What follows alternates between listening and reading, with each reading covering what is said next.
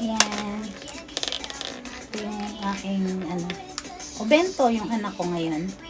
Obento yung kanin niya. Tapos gumawa lang ako ng miso shiron. Tapos na yung miso shiron. Luto na siya. Kaya titripe ko na. Ayan eh.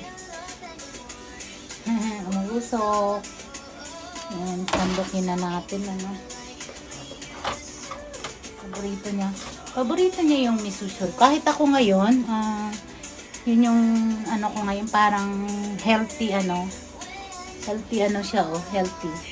Ayan, di ba? Umuusok-usok pa mga kananay. Healthy kasi marami siyang gulay.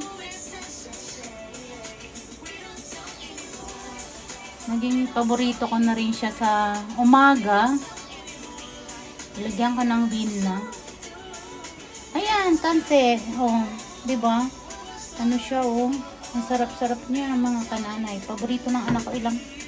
Tapos lalagyan natin ito. Budburan natin itong sibu. Pag gusto nyo magluto ng miso shiro, pag nyo itong isasamang magluto, kailangan siya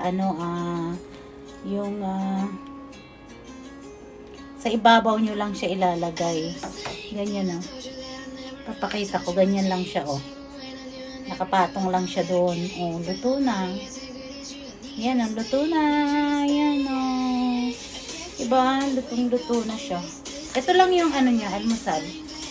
Almusal. Tanghalian pa, tanghalian. Ano ba yun? Nalilito na. Ito lang yung niya, dinner niya. Ito lang. Ganyan lang. Yan.